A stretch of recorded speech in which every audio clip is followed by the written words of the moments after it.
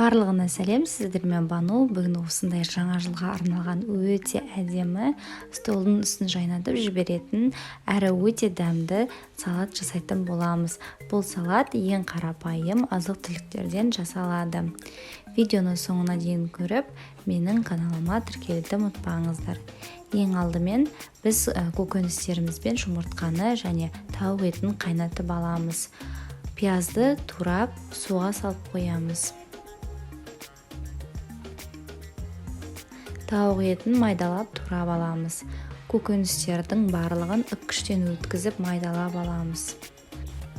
Салатты бірден столға қоятын тарелканың үстіне жасаймыз.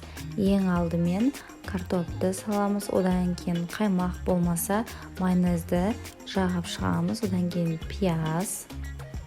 пияздың суын алып тастадық. Одан кейін тауық етінен қайтадан майонез.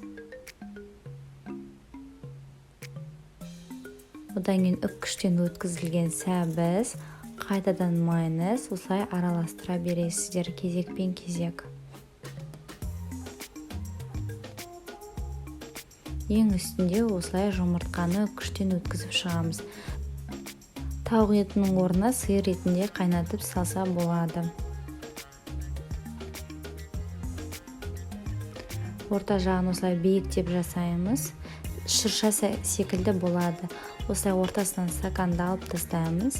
Сонда осындай қатпарлы салат болып шығады. Ең үстіне укроптармен әсемдеп шығамыз. Қызыл түсті гранаттарды осылай қойып шығамыз. Сонда ол салатқа ажар береді. Сонымен қоса дәмі де өте дәмді және қарапайым тез жасалатын салат. Видеоны соңына дейін қарағандарыңызға рахмет. Сау болыңыздар.